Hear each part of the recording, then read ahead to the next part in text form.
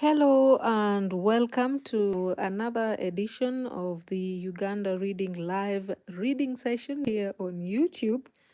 Thank you so much for joining us and thank you for following our journey as we create a space that combines books, nature, and community by River Nile in Jinja. Now, today is a Saturday and we are taking a break from the heavy, sweaty work to do some live reading. And we had already started with this book, Ancient China and Rome Under the Alien Rule. It's a book written by Pan Yue. Last week we read to page 15, and I want us to add a few pages. Let's add a few pages. Yeah, let's add some few pages this Saturday afternoon. Okay, let's just let's add a few pages this afternoon from the book Ancient China and Rome Under the Alien Rule by Pan Yue. It's a comparative study on Chinese and Western civilizations. Very interesting if you want to expand your perspective and knowledge on Chinese history, China as a country, Chinese as people, and their place in the world today, and how the geopolitics is playing out now. This book can help you draw some important perspectives on that as well.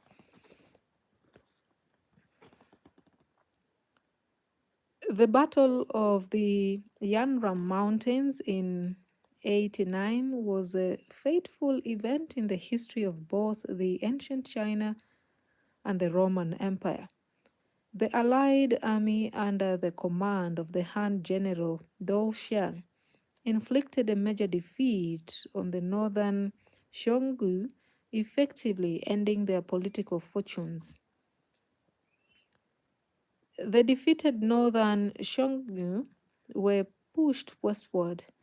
After a lengthy and still insufficiently understood movement across much of the Eurasian continent, they reached the 4th century Eastern Europe, setting in motion the age of migrations there, which brought about Germanic incursions into the Roman heartland and the eventual collapse of the Western Roman Empire.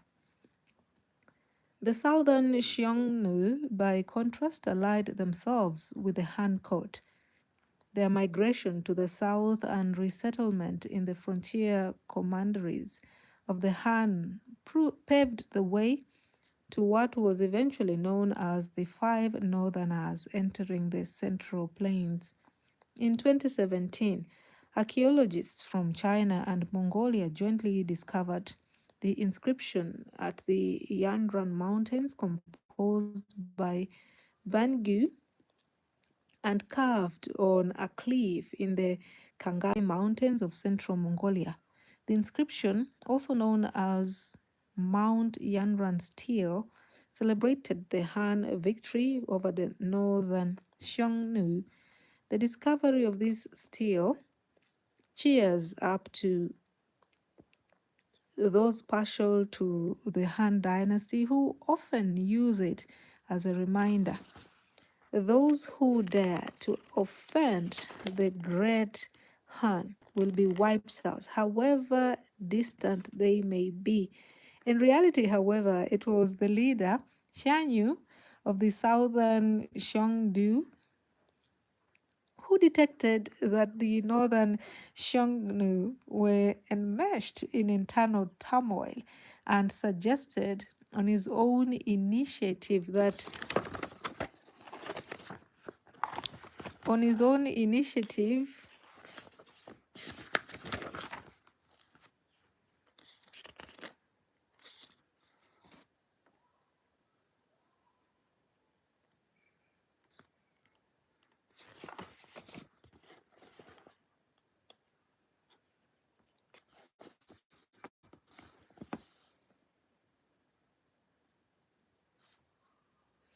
So in reality, however, it was the leader, Shanyu, of the southern Xiongnu who detected that the northern Xiongnu were enmeshed in internal turmoil and suggested on his own initiative that the Han send troops against them. Of the 46,000 cavalrymen led by Douxiang, 30,000 were from the southern Xiongnu, and half of the remaining, that is 16,000, belonged to the Qiang people. It can be said, therefore, that the northern Xiongnu were defeated not by the Han alone, but by the joint forces of the nomadic groups who dwelled to the south of the Gobi, led by a Han general.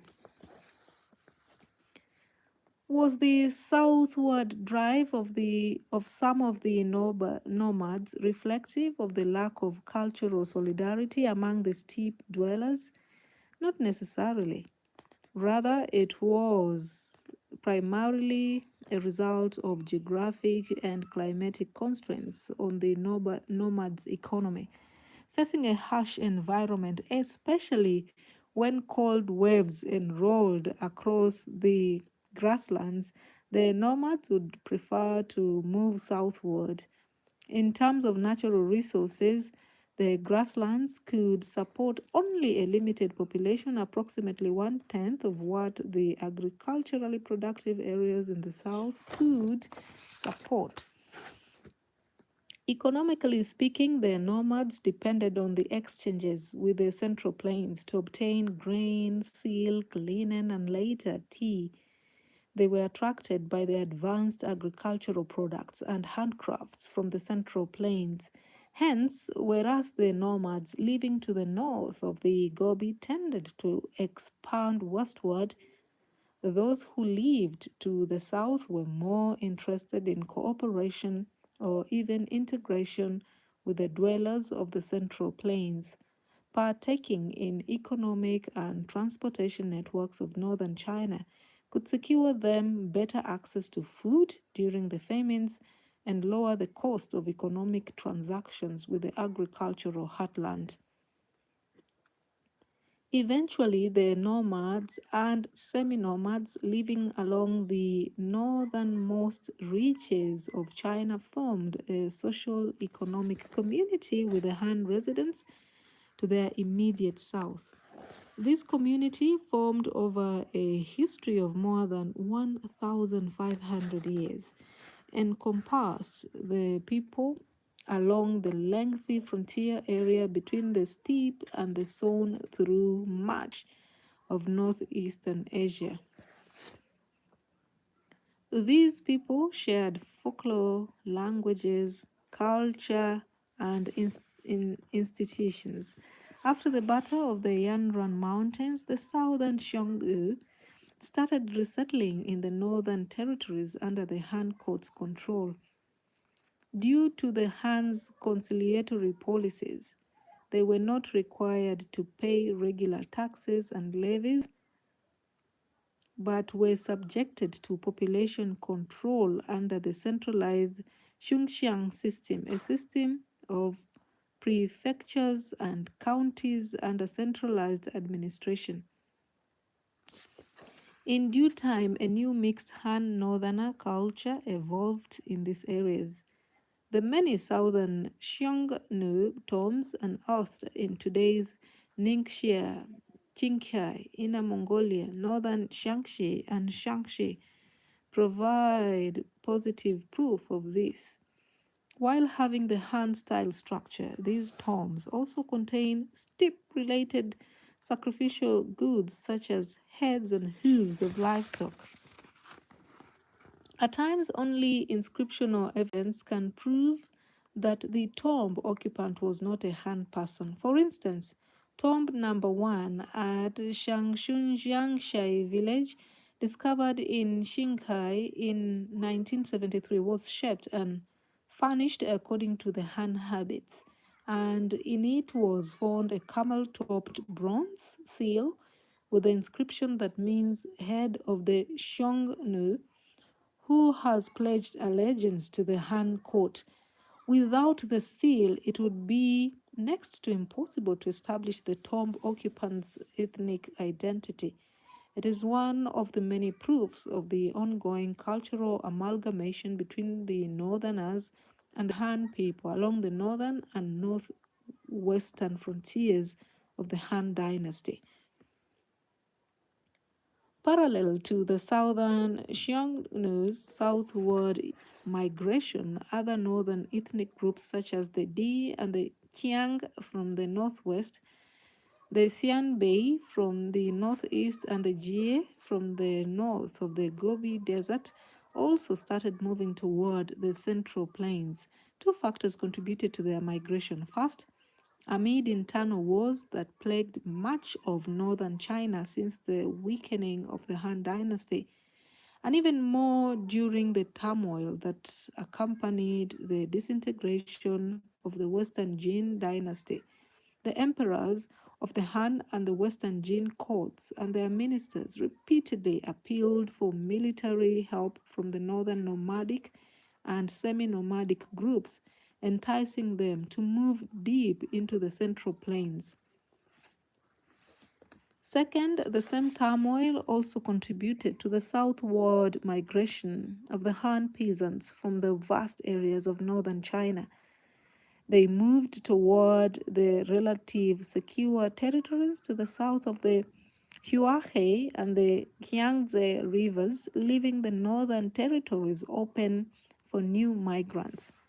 These two parallel processes resulted in the dramatic overhaul of northern China's ethnic composition.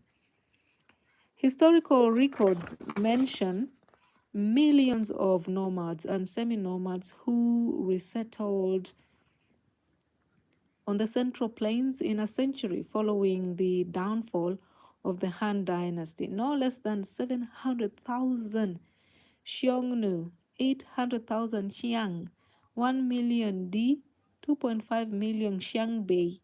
Hence, by the end of the rebellion of the Eight Princes, that is from 291 to 306, which effectively ended the rule of the Western Jin dynasty, out of about 15 million residents in northern China, only one-third were ethnic Han.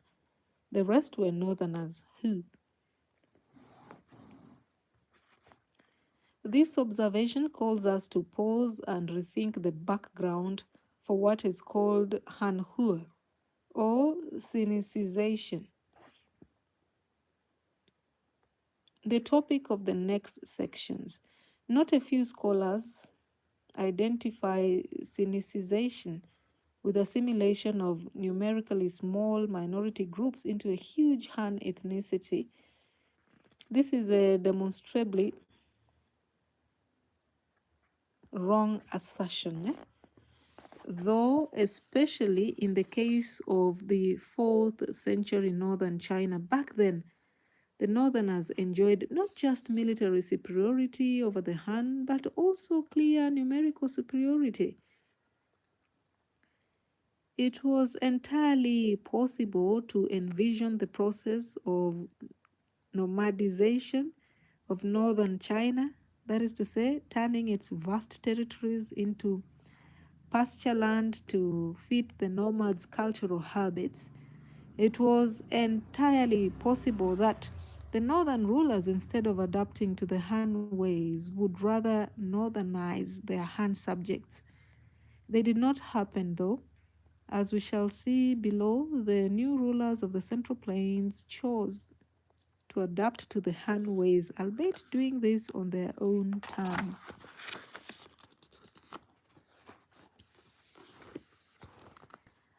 The success of the northerners in establishing their rule over the Central Plains might be related to the major military innovation of the early 4th century, the proliferation of startups, and the parallel rise in heavily armored cavalry that replaced the light cavalry of the preceding centuries.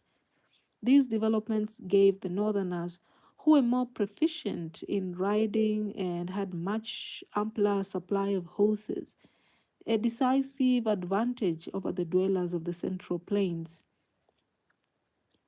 In the battles waged during the rebellion of the Eight Princes and in its immediate aftermath, the nomads proved decisively superior to the infantry-based Han armies. In a very short period of time, this military superiority was translated into political one. New political entities established by the Northerners ruled the Central Plains henceforth for centuries to come. Yet, whereas militarily speaking, the nomads were clearly superior to the Han infantry, at least insofar as wars were waged on the Central Plains. Politically speaking, they were strongly inclined to adopt many of the Han practices. They were moving toward Sinicization. In different contexts, the term Hanhue or Sinicization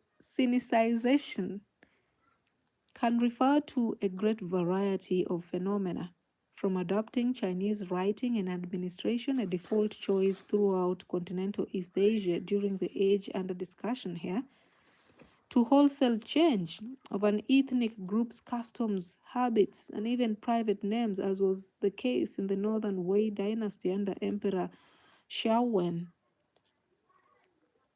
But the term became very sensitive due to some reasons. Initially, this sensitivity derived primarily from intra-academic cleavages, when some scholars, eager to overturn erstwhile paradigms, questioned the term's usefulness and even its very legitimacy, triggering intense debates. Then political sensitivities ensued. For some scholars in the West, ethnic identities, especially of minority or weak groups, are valorized as such, and any approach that questions the durability of these identities is rejected. It should be noted that the Chinese term that I use, Hanhue, is not identical semantically to what is often translated into English as Sinicization. Han can indeed refer to China's major ethnic group, but it also refers to the Han dynasty and its political, institutional, and to a certain extent cultural legacy. It is precisely the latter meaning to which I am referring, as the term Sinicization is more convenient than the cumbersome adoption of the Han political model. It, it is used infrequently in this study. The first attempt by the Northerners to establish a kingdom on the Central Plains was that of the southern Xiongnu, who toppled the western Jin dynasty. The southern Xiongnu were also those who pioneered the Northerners' adaptation to the Han ruling models. Their leader, Liu Yuan, was a descendant of Qiangyu. Due to the long history of intermarriage between the Shanyu heads and the Han ruling house, Liu Yuan's ancestors adopted the surname Liu of the Han royal family. As a scion of the Xiangyu ruling house, Liu Yuan had stayed as a hostage student at the Jin court in Luoyang. There he became versatile in classical Han culture. He studied such canonical texts as the Mao's edition of the Book of Poems and the Book of History, and the major historical texts such as the records of the historian and the history of the former Han dynasty. He was particularly fond of the Zuo's commentaries on the Spring and Autumn Annals, a major canonical historical texts, and the Master Sun's Art of War. From his power base in northern Shaanxi, where the southern Xiongnu settled over a century before, Liu Yuan rebelled against the moribund Jin court in the year 304, proclaiming himself not the restorer of the Xiongnu power in the north, but rather of the Han dynasty, the imperial title of which he adopted. In his capacity as the nephew of the Han ruling house, he proclaimed himself the rightful heir to the three powerful rulers of the previous Han courts, Liu Bang, Liu Shui, and Liu Bei, basing his legitimacy on the concept of collateral succession. He even set up an altar to worship Liu Bei's son, Liu Shan, derisively known by his baby name Adu, and the one who failed to maintain his ancestral state. Despite his sophisticated legitimization efforts, Liu Yuan did not succeed in restoring political unity of the Jin's ruling space. Immediately after his death in 310, his kingdom started crumbling under the succession struggles. Soon it was sidelined and eventually eliminated by one of Liu Yuan's former subordinates, Shi Lei, who founded the later Zhao. Shi Lei came from the Jie people of probably Central Asian stock. It is said that the Jie people had high noses and full beards. They were subordinate to the Xiongnu and pejoratively referred to as Zahu or mixed northerners. Unlike Liu Yuan, a nobleman who had grown up in the Jin court,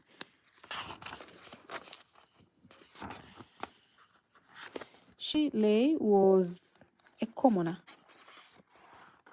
who had shortly been a slave before becoming a mercenary and ultimately a general in Liu Yuan's services. This humble background notwithstanding, Shi Li, who was illiterate himself, admired literary studies and was particularly fond of listening to the stories from the history of the former Han dynasty. Under his influence, his son, the crown prince Shi Hong, was educated as a true Confucian scholar. However, politically speaking, Shi Lei was not successful, much like the case of Liu Yuan. Violent succession struggles, and especially the enthronement of his excessively cruel and erratic nephew Shi Hu, put an end to the clan's rule. On the ruins of the later Zhao, two major powers emerged: the former Yan, ruled by the Murong clan of the Xiangbei, and the former Qin, founded by the Di people. Fu Jian, the ruler of the former Qin, became the first of the northerners to succeed in reunifying northern China in its entirety. From his power base in Guangzhou, the heartland of the pre-imperial state of Qin, he expanded his territory immensely to encompass most of the Han dynasty possessions to the north of Yangtze. It is said that his lands reached the sea in the east, Qincy in the west, Xiangqiang in the south, and the Gobi Desert in the north. However, to the apex of his rush to fully reunify all under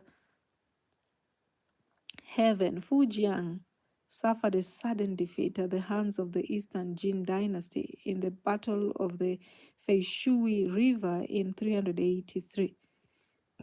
In the aftermath of the defeat, the former Qin rapidly disintegrated and northern China was divided once again among several rival polities, the most prominent of which were the later Qin, founded by the Yao clan of the Qin in northwest, the later Yan, founded again by the Murong clan of the Xiangbei in northeast, and slightly later the Xia, founded by the Helian clan of the Xiongnu, further to the north of the later Qin's territories. After another generation of wars and internal struggles that plagued each of the competing polities, and even allowed the Eastern Jin dynasty to regain for a while significant parts of the Central Plains, a new force emerged to reunify the north. The Touba clan of the Xiangbei rose from the southeastern parts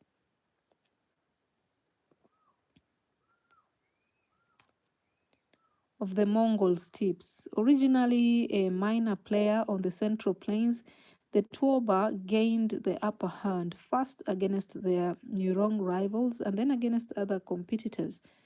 Under the apt leadership of 3 generations of emperors, the Wei dynasty, they succeeded in unifying all of northern China by 439, inaugurating almost a century of relative peace and stability. In the end, however, the Northern Wei entered a new crisis and disintegrated into 2 rival polities, the Eastern Wei and the Western Wei, which gave rise respectively to the Northern and the Northern Zhou, the Northern Qi and the Northern Zhou dynasties. The latter successfully eliminated the former in 577, paving the way to the reintegration of the entire realm under its successors, the Sui and the Tang dynasties. The above brief survey does not fully address the complexity of the competing polities. They differed in terms of the ethnic composition of the ruling elite, the elite's cultural outlook, and the degree of their adaptation to the Han models of rule. Some favored a dual rule in which the Han people and the Northerners were governed separately, whereas others opted for a more uniform Han administration. Some were keener to preserve top political positions in the hands of the members of the ruling ethno-cultural group, whereas others were more open to the Han literati. Some preferred to feed the armies from the plundering, whereas others were keen to develop solid agricultural base to finance military and administrative expenses.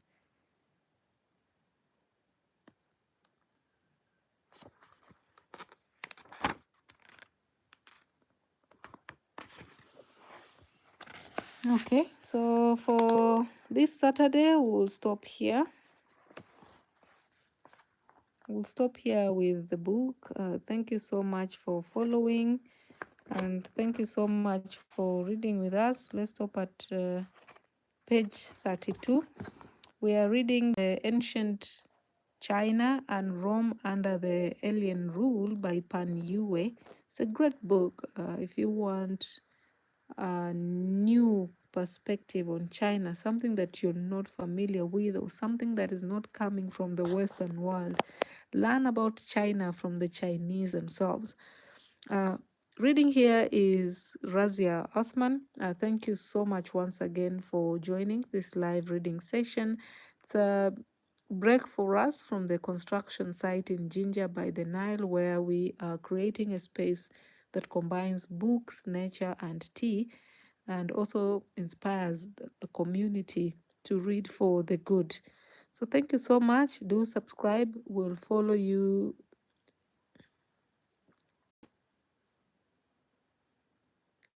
Do subscribe. We'll be following what is happening other side in Jinja, and we hope that you follow our journey. Thank you so much. Have a good Saturday.